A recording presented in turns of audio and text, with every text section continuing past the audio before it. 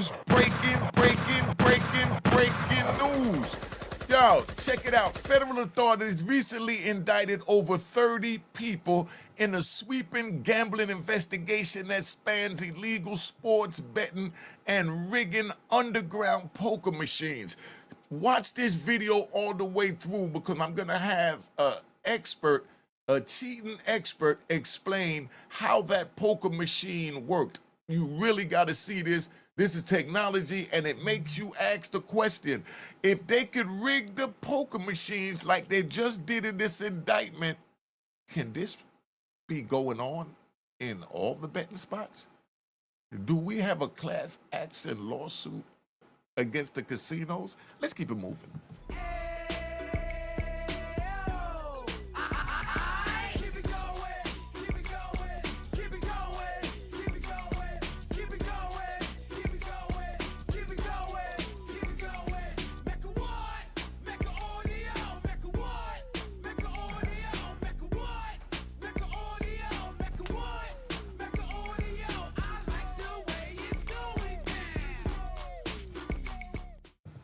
All right, you know what it is. Unique Make Audio, man. We're gonna hear about this cheating scandal and how it's connected to the NBA. Please watch this all the way through, because you won't believe it. And to the United States Attorney, I just want to thank you personally for taking the time to display the work that the media is about to hear about today in detail. As I said, it does take courageous prosecutors, but it takes a courageous United States Attorney to bring this case, because we are going to take heat for it. But we don't shy away in this administration. We don't say no. What we do is we bring the results across the finish line. We bring them to the public. We bring you accountability. And yes, they will have their day in court, and you will hear the evidence through the court system exclusively. We will not deny anyone of due process. And that's the brilliance of this system. That's the brilliance of this administration. Everyone will be held to account. And you can't say nothing, right? No matter what you think about, yes, I'm going to say it, the Honorable Donald Trump. That's our president, right? No matter what you think of him, you see the work that he's doing. The government is shut down. People is going broke. Don't know when their next bills is being paid. But remember, it's the House and Congress job to put together the budget and then bring it to him to sign. And all he's doing is just doing his job, being presidential and handling business. He's blown up ships. They're saying all kind of stuff as far as it might have been fishermen, but he's protecting the border. What president have you ever seen protect the border in that manner? He's sending troops in. It looks crazy. I'm watching all this on YouTube. I don't even want to report on it. It looks so crazy. You know, but when you was having 20,000 people a day come into the country, and then now you have the job of removing these people, how do you do it? We're not specialists, so we don't know, but let's get back to this gambling. But just think about that. He done did what's the one he just did, that Israel and Gaza that he's working on. He's all over the place. He's with Ukraine. Come on, man, hold up. So with that, I turn it over to United States Attorney Nosell. Thank you. Thank you, Director Patel. All right, relax, y'all. Relax. To be clear, we're announcing today indictments in two major cases, both involving fraud. One involves sports betting, and the other involves illegal gambling, very specifically rigged poker games. The first indictment involves 6 defendants who are alleged to have participated in one of the most brazen sports corruption schemes since online sports betting became widely legalized in the United States.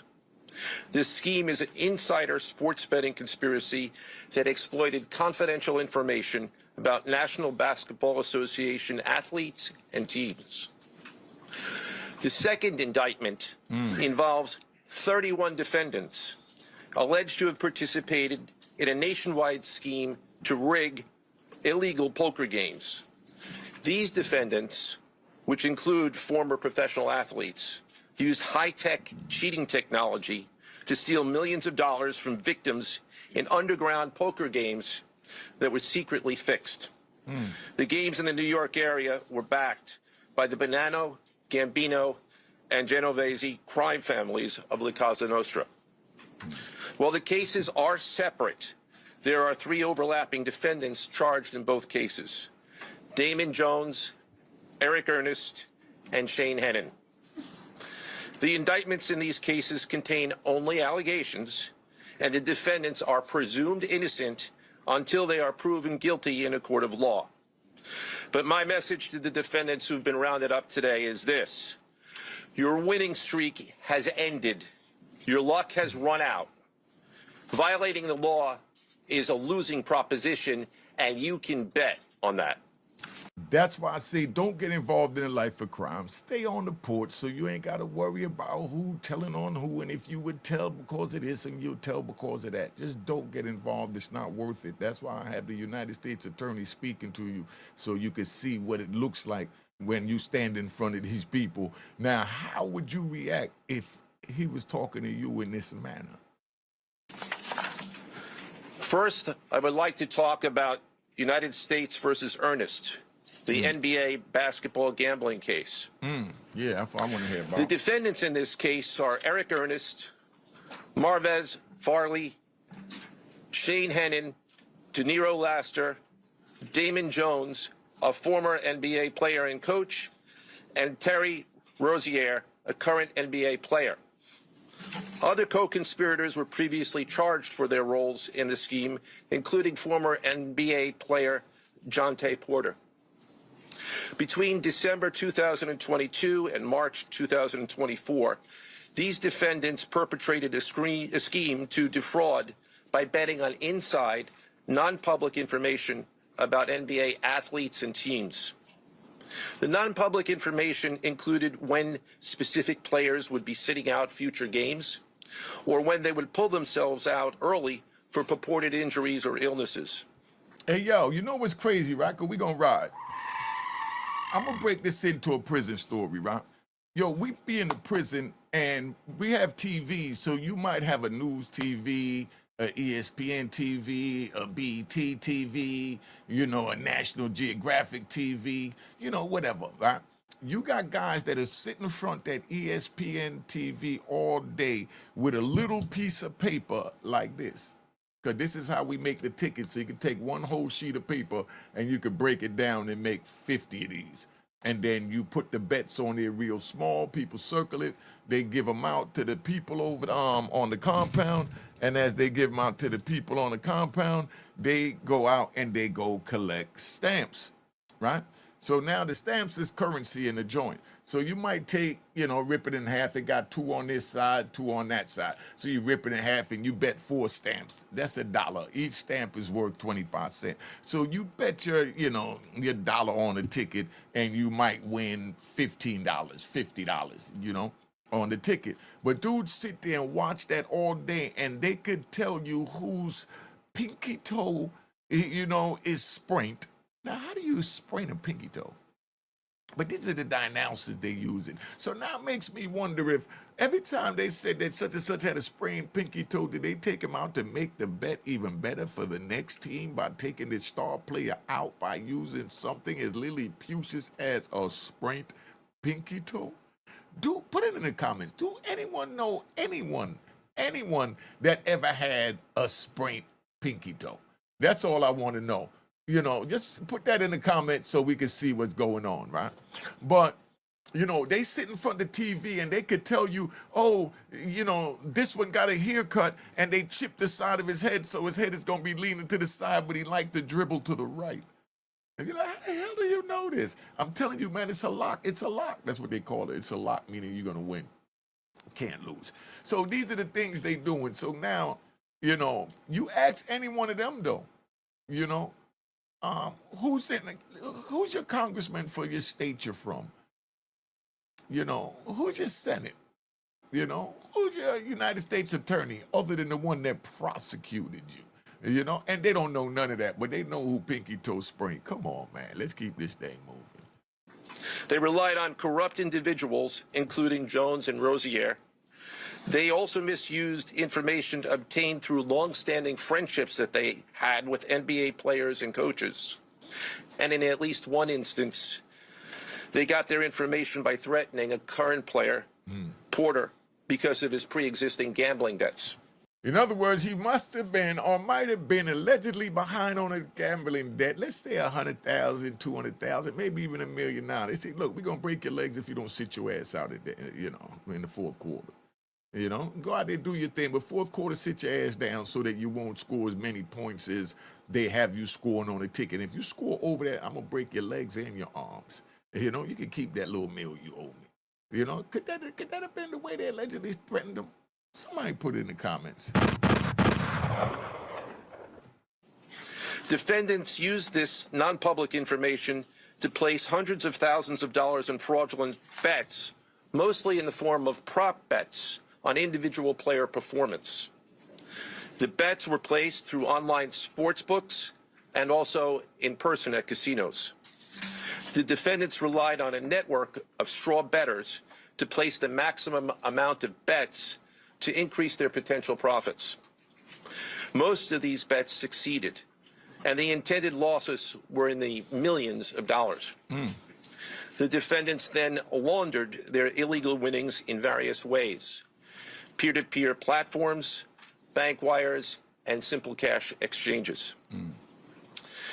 The indictment details specific examples where the defendants profited from illegal gambling and illegal betting on various NBA games about the performance of players on, among other things, the Charlotte Hornets, the Portland Trailblazers, the Los Angeles Lakers, and the Toronto Rangers.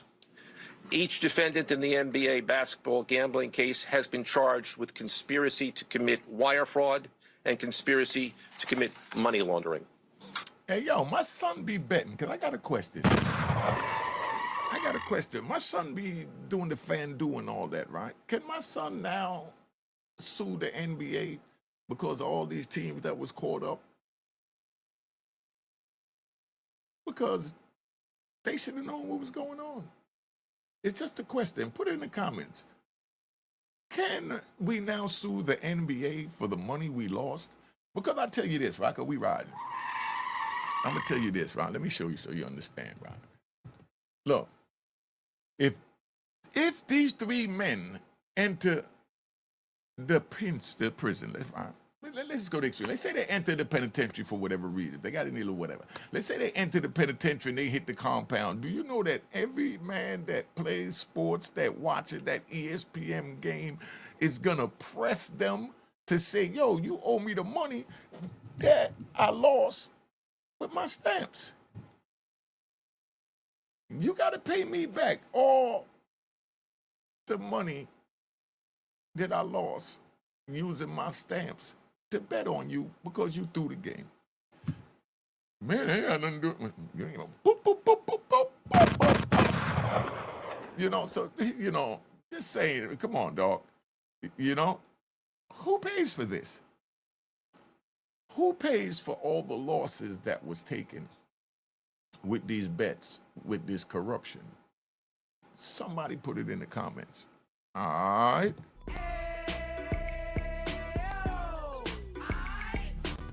All right, so now we're going to go back to where we was at. We're going to do our thing.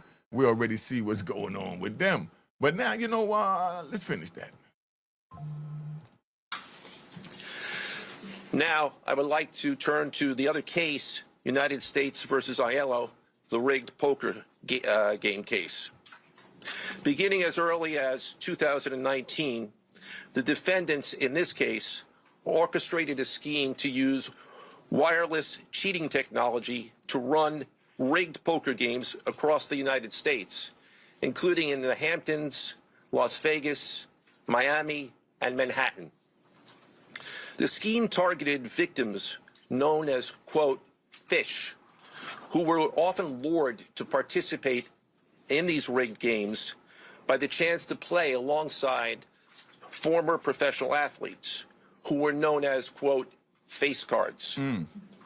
The so-called face cards included the defendant Chauncey Billups, who at the time of the scheme was a former NBA player and is currently the head coach of the Portland Trailblazers, and also Damon Jones, a former NBA player and coach. What the victims, the fish, didn't know is that everybody else at the poker game, from the dealer to the players, including the face cards, were in on the scam.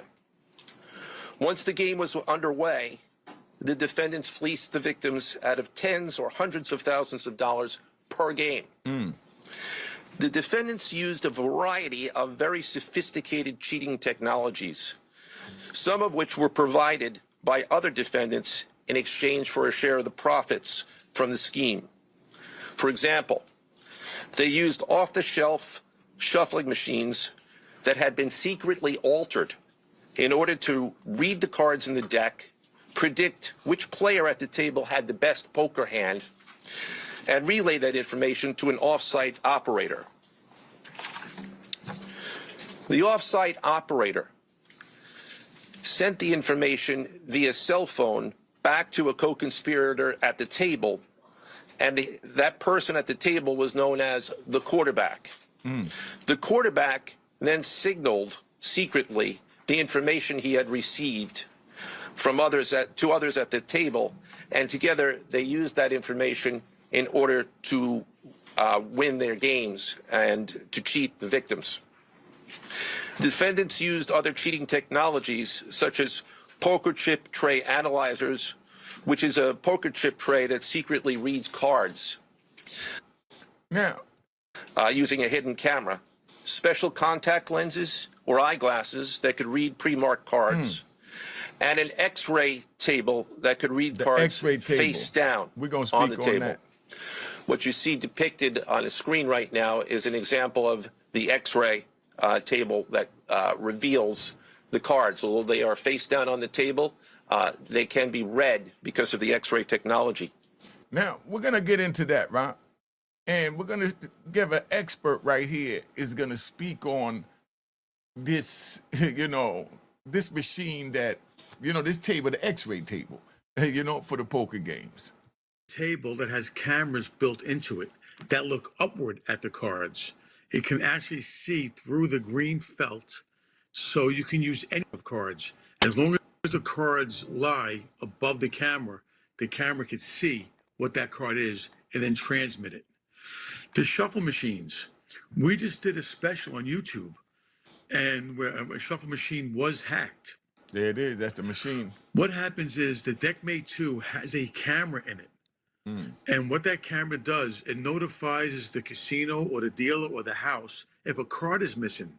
Also, if you took a deck of cards and put it into that machine, the cameras know every card and can actually sort that deck out and put it back in order for you for the next day or the next play. Well, the cheaters came up with ways of utilizing that camera as well to know what cards are being dealt and who's getting them. And that shuffle machine is altered to transmit to an earpiece to tell the people who are going to win. Also, there are machines that were also designed to do a false shuffle, where when the cheaters put the deck into the machine, it sounds like the cards are being shuffled, but they're not. And then as far as the analyzer, the tray, this has been around for a long time. It's not new by no means. If you want to see a quick example of it, it could be built into the tray or it's built into a cell phone. Check this out right And here. basically what happens is this. You could take this deck of cards.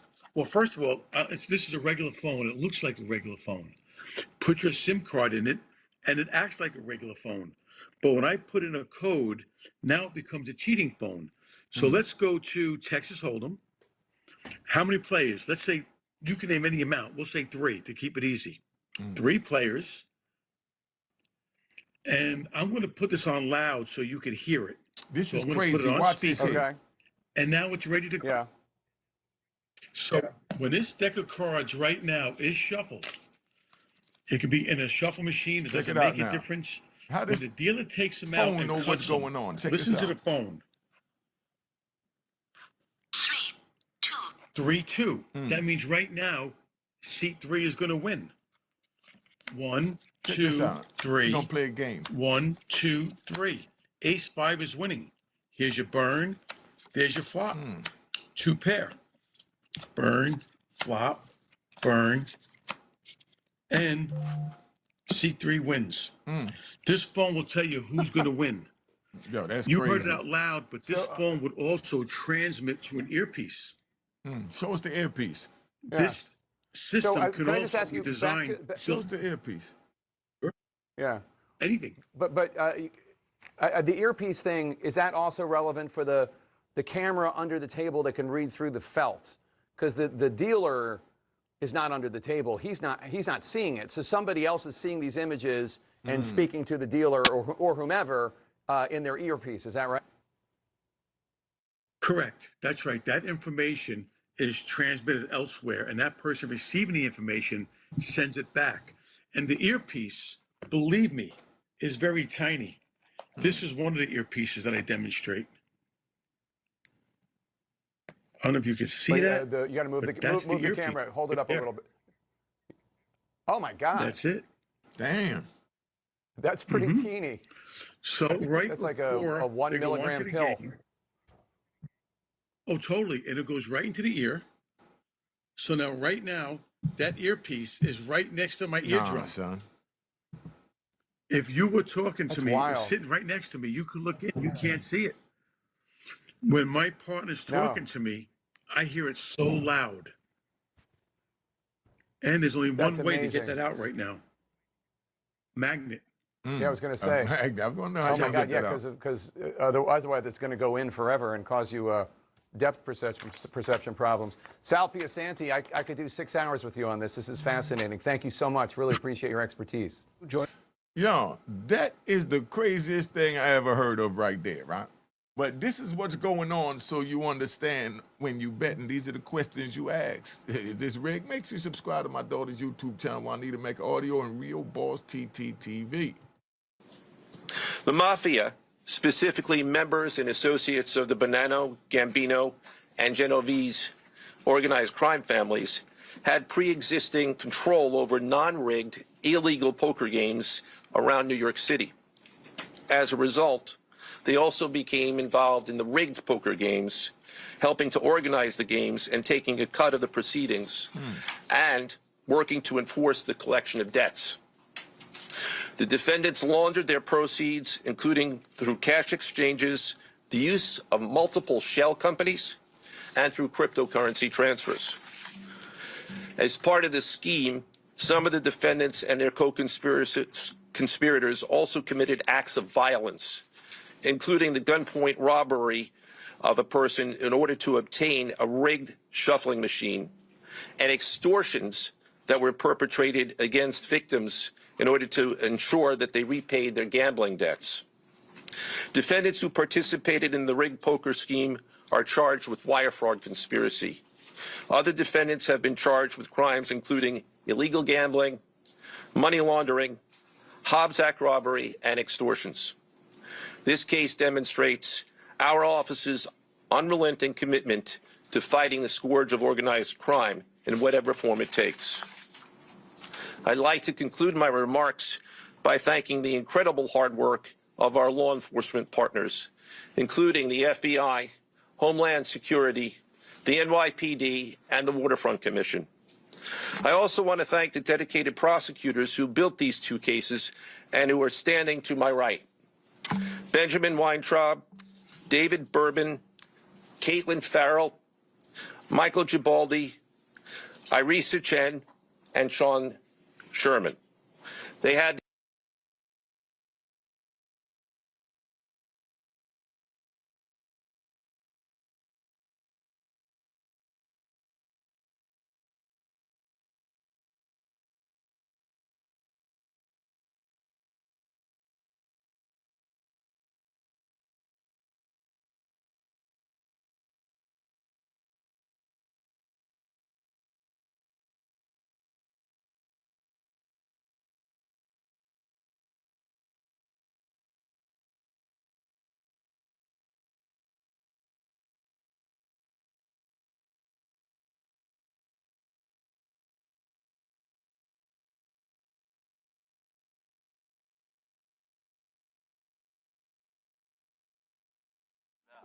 Cheers, cheers, toast the crime, toast the crime, the crime, the crime, the crime.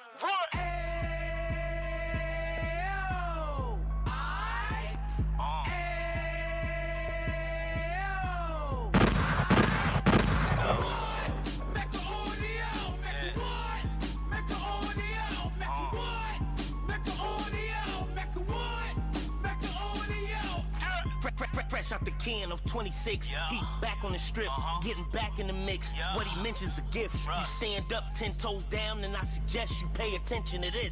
Real. Take a little gully posse and put it in Harlem. He cut from the bottom, came up from the bottom. Drop the book, you should go and get it. The Instagram page and the YouTube, you could go and visit. Then you could consider yourself LinkedIn. Sit front row and get Jews from a kingpin. How he went through it, so you ain't gotta go do it. To not pay attention would be stupid. Talking about a man that probably put your grandfather on. Probably the reason that him and your grams got along. A man that generated millions on the block, did his time, never squilling to the cops, make an audio.